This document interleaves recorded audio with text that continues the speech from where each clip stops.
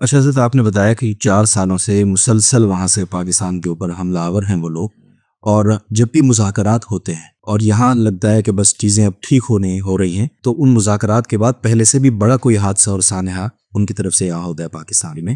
تو یہ جو تاریخ ہے گزشتہ 4 سالوں کی، اس میں جو چیدہ چیدہ اس طرح کے ہمیں واقعات ملتے ہیں، یہ جو ایک تاریخ ہے ان کی دھوکہ دہی کی، اس پر ایک فضر سر سے دیکھیں اس کا جو اس کا خلاصہ تو میں نے بتا دیا کہ جو گراف ہے جی واقعات کا، خودکش حملوں کا، دھماکوں کا، قتل و غارت گری کا، یہ گراف کتنا اوپر گیا، بالکل ایسے جتنے مذاکرات ہوتے چلے جا رہے ہیں اتنے ہی بڑھ رہے ہیں. کبر مقتا عند اللہ ان تقولوا ما لا تفعلون. اللہ تعالیٰ کے ہاں بہت غضب کی بات ہے، لگے ناراضی کی بات کی، یہ کافی کہ آپ وہ بات کریں جو آپ کو ہم نہیں کریں.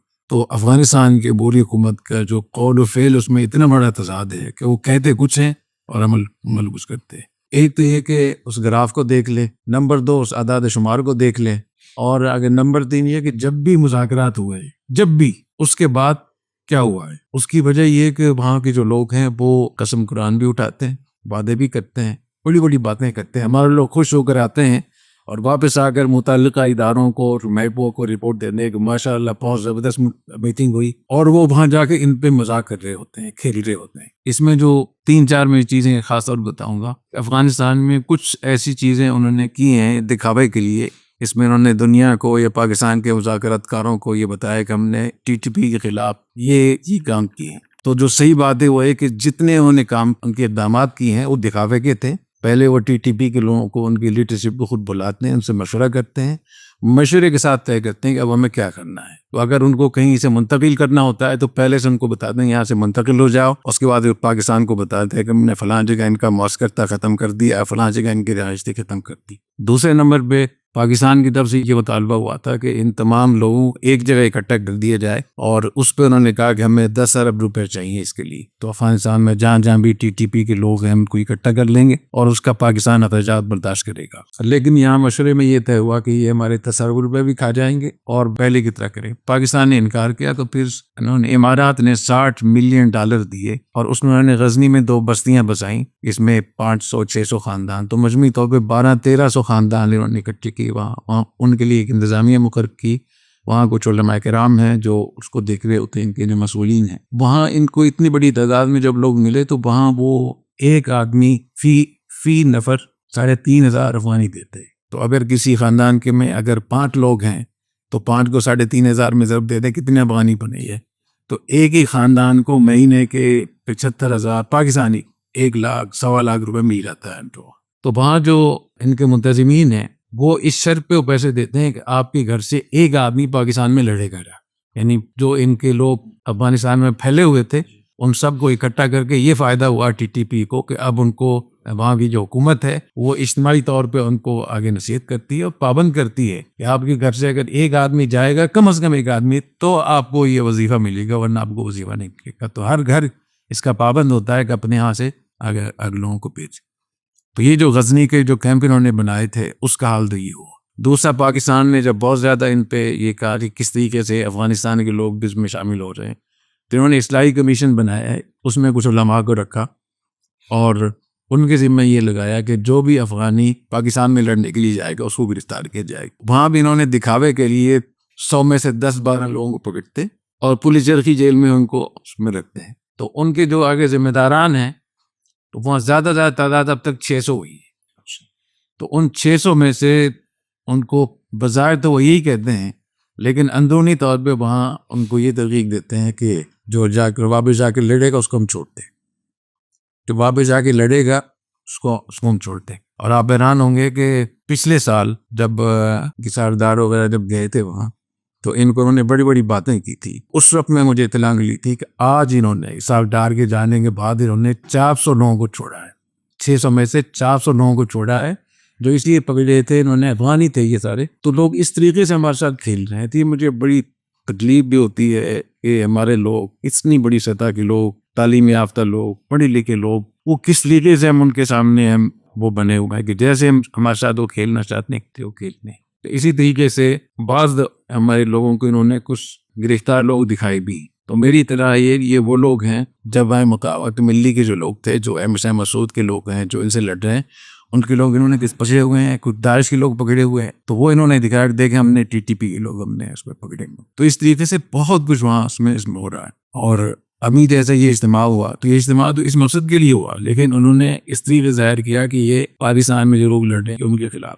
اس لیے اس کی ضرورت ہے کہ جب بھی کوئی چیز وہ کہیں یا بتائیں ہمیں یا ہمیں دکھائیں, اس کی تصدیق ہونی چاہیے. اور یہ جو اجتماع ہو رہا ہے ابھی کابل میں, اس کو جو لکھ کر جو چیزیں دی ہوئی ہیں کہ ہمیں کن کن موضوعات پہ بات کرنی ہے اور ان موضوعات پہ بات ہو رہی ہے, اس میں یہ بھی ہے یہ بتائیں کہ یہ ہمارا جو ملک ہے افغانستان یہ اٹک تک ہے اور یہ سرحدیں باقاعدہ طے شدہ ہیں, اس لیے ہمیں یہ ملک چاہیے, اٹک تک ہمیں چاہیے, اس پر بھی بات ہوگی. اور TTP جتنے بھی لوگ ہیں یہ شریعت کے نفاذ کے لیے کام کر رہے ہیں, اس لیے ان کو مجاہد سمجھتے ہیں. یعنی جو اعلامیہ جاری ہوگا اس میں یہ بات نہیں ہوگی, لیکن ویسے ان کو یہ بات کہی جا رہی. تو یہ وہ چیزیں ہیں جن کی ہمیں ضرورت ہے کہ ہمارے لوگوں کو اس کی تصدیق کرنی چاہیے. باقی یہ کہ دوحہ میں معاہدہ ہوا تو پوری دنیا کے سامنے ہوا, پھر قطر میں دوبارہ پھر بیٹھے, پھر ترکی میں ہوا, پھر سعودی عرب میں ہوا, پھر چائنا میں ہوا, اور یہ پاکستان سے ہمارے وزیر خارجہ ہمارے کتنے لوگ بار بار جاتے رہے, یہاں بھی ہوتے رہے اور پوری دنیا میں.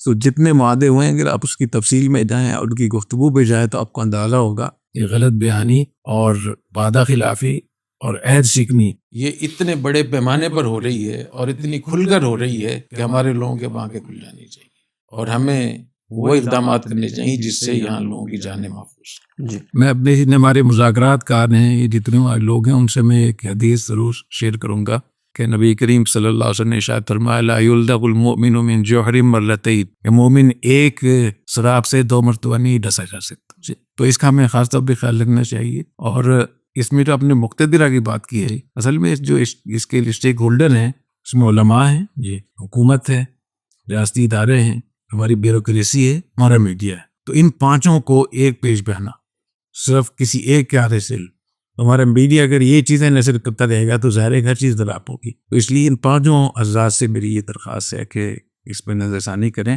اور دنیا میں جو طریقہ کار ہوتا ہے کسی چیز کو جانچنے کا, کسی چیز کو ماپنے کا اور کسی چیز کی حقیقت تک پہنچنے کا, اس میں دیکھ لیں. اگر وہ یہ کہتے ہیں کہ ہم نے یہ کر دیا وہ کر دیا تو اس کو دیکھ لیں کہ کچھ کیا بھی ہے یا نہیں. اور اس وقت میں جو اصلاحی کمیشن ہے, اصلاحی کمیشن کے جو سربراہ ہے یہ وہ شخص ہے جس نے چترال میں حملہ کروایا تھا. چترال کا جو حملہ ہوا تھا یہ بہت بڑے پیمانے پر, یہ اس وقت میں وہاں کے بڑے تھے اور یہ افغانستان کے طالبان کے عہدیدار ہیں, گورنر ہیں, بڑی سطح کے آدمی ہیں. جب پاکستان نے اس پہ بہت زیادہ احتجاج کیا تو انہوں نے وہاں سے معزول کر کے ان کو نیمروز بھیجا. ابھی کچھ دن پہلے نیمروز سے ہٹا کر دوبارہ اصلاحی کمیشن کا سربراہ بنا دیے. یعنی آپ حیران ہوں گے کہ چور کو اس کا چوکیداری چوکیداری کو مقرر کر دیا. تو میں اس کا اگر خلاصہ نکالوں جو کچھ ابھی ہمارے ساتھ ہو رہا ہے نا, مشہور تو یہ ہے کہ 20,000 قریب پہ جب سوال جواب کرتے ہیں تو وہ 300 میں بیچ کے جاتے ہیں, لیکن ہماری سادگی دیکھیے کہ وہ 300 کے خالی 20,000 میں بیچ کے جا رہے ہیں. الٹا ہے. ہاں یہ الٹا ہے. اس کا خلاصہ یہ ہے. اور میں الفاظ تھوڑے سخت اس لیے استعمال کر رہا ہوں کہ ہماری بچوں کی جانیں جائیں, ہمارے بچے کی وہ ہو رہے ہیں, عورتیں بیوہ ہو رہی ہیں, ہم تباہ و برباد ہو رہے ہیں. ہمارے پاس جتنی ہماری معیشت کے مواقع تھے بڑھنے کے, امن امان کے, سپہ کے حوالے سے, اس خطے کے حوالے سے, سب ان کی اس غلط بیانی کی وجہ سے ضائع ہو رہے ہیں. اور جتنے ہمارے پاس جو ہمارے چیلنجز ہیں وہ دن بدن بڑھتے چلے جا رہے ہیں, اور جتنے اسرائیل انڈیا ہمارے دشمنوں کی جو توقعات ہیں وہ بڑھتی چلی جا رہی ہیں, ان کو موقع مل رہا ہے. اس لیے مجھے مجبوراً تھوڑے سخت الفاظ استعمال کرنا پڑتا.